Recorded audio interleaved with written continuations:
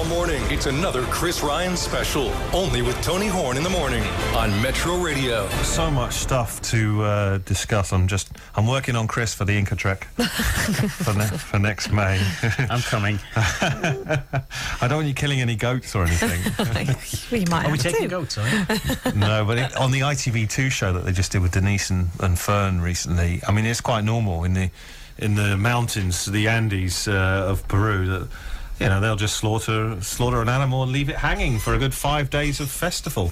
Well, that's meant to make it taste better, isn't it, if you hang a goat? And let's face it, if you eat meat, I'm afraid you can't be squeamish about Absolutely. about killing a goat. I was out in Kazakhstan, and it was unbelievable. They would drop an old ewe and hang it there, and because I was the guest, every single day they would present me with this head and the sheep's head.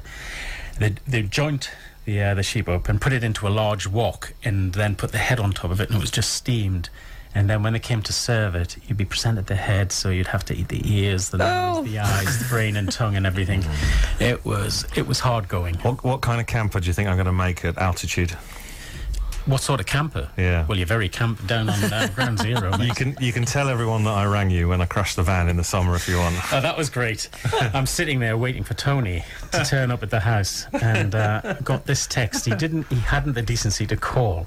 He said, "I've crashed my camper van." You can't cry on a text, Chris. Oh. I genuinely had into an apple tree, but and the worst thing about it was that the weather was despicable at the time, so I needed to get shelter. I need to get covered up, but I came good. I think I'll make selection. The scary thing is that apple tree was about 100 metres from the road. That's true. Yeah. So I was about 30 miles, I think, at the closest point from Chris. But well, see you up the Peruvian mountains, eh? Yeah, exactly. We'll share a tent, mate. Well, on the form that you have to fill in, yes, before you're cleared to go, it says, do you have any preference for sharing a room or with anybody or a tent? And I just wrote the two fit birds in the Andy Carroll story at the weekend. In their cat suits. Yeah. but of course I don't know if that story's true. So are you going, Anna? I haven't been invited. All right, come on! I invited myself. I know. I haven't. No, I think I have to stay here. That's too much for you. It would be too much. I'd be perfectly fine. It'd be too much of a trauma for you with the situation back at home and shifts and the working mum thing. It would be difficult leaving my children and leaving my husband at the minute, Anna, whatever goes on abroad stays abroad. That's right. Yeah. Here's Dennis. You're on, Dennis. Morning, Tony. Morning, Chris. Hi, how are you? Morning. Not too bad. The celebrity status you now got, Chris, thanks to Tony's show. Do you feel you still have to look over your shoulder? When you're walking down the street and somebody takes a double look at you type of thing? Well, I tend to, but I'm usually looking to see if Tony's following me. And, but no, I would like to think I'm aware of what's going on, and that is something. Now that things are starting to heat up again in Northern Ireland. Okay, let me just sort of advance that question. As a trained soldier and then as a writer, if you like, analyst of the current climates, is your sixth sense greater than, say, Dennis's? Your radar for suspicion, is it up a notch, or is it borderline paranoia, or are you just on the same level as Dennis? I think probably the same level. If you're aware of your surroundings, I mean, most people get mugged, within about 200 metres of the house because they should move, shouldn't they? Well, it's they're fumbling for car keys or the house keys. They're on the phone, and that's where they get whacked.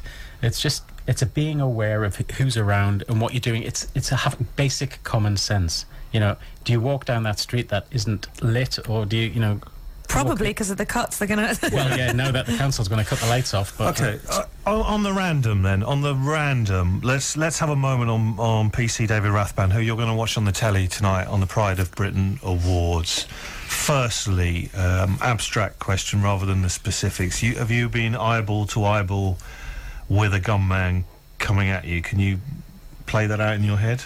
Oh, yes, and on many occasions, and the rounds were going off, and thankfully none of them hit. But you just go into a mode of training, and you react accordingly. Sadly for this policeman, he couldn't react. He wasn't armed. He didn't even know it was coming. He was crept up on. Yeah, effectively this guy from was behind, just coming out. This creature was coming at him with a gun and with all intentions trying to kill him. at least when that happened to me, I had a weapon and I could drop that person, you know.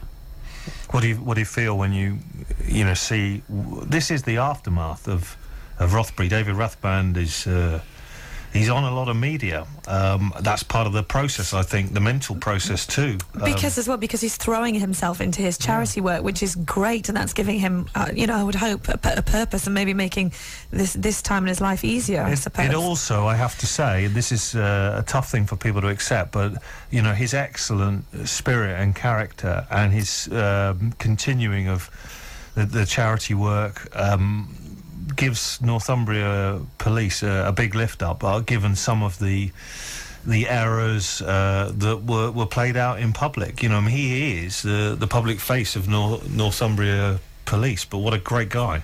Absolutely. Guy. I mean, it's like anybody that's serving the country, whether you're a policeman, a fireman, a guy who drives the ambulance, they put their lives, in danger every single day. And Poppy Day, you got your poppy on your... Yeah. It's not much of a jacket, mind, but it's sort of an old man's jacket, I think. A word on Poppy Day and remembrance? Well, I think we all should remember, not just the servicemen that are fighting now, the guys who, paid the ultimate sacrifice to keep us in freedom. What do you say to people that argue that the poppy, because some people don't like the pressure to wear a poppy? The Jon Snow debate has been quite prominent. But what do you say to people who won't wear a poppy because the meaning is distorted, because they don't agree politically with current wars that we're involved in, whereas the traditional ethos of the poppy doesn't have that same sort of political overtone? Well, I think we're wearing the poppy, from the First World War, the guys who fell there, and the Second World War and other conflicts. I don't agree with this business of every time you switch the TV on, every presenter has a crisp poppy there. He didn't go out and buy it. Somebody stuck it on his lapel to be PC. I think if you want to wear the poppy, put the money in the box and wear it with pride, and it's a personal choice. But now, whenever you switch the television on or look, somebody is wearing it. And I always wonder if you're, one of the runners just put that on your jacket. Okay, well, we talked on Monday about Cheryl Cole and Danny Minogue on the X Factor. I know you don't watch it, but they have poppy as a fashion, as a ring, or as an armband. Anna would argue it gives it a prominence. What do you think that's walked a line? I'm pretty open. If it's promoting the charity and there's money going into that box, I'm fine. She can get one tattooed onto her backside, as far as I'm concerned, as long as she's paying for it. Okay, I'm not sure there's much more room left for tattoos there. Metro Radio's continuous traffic watch.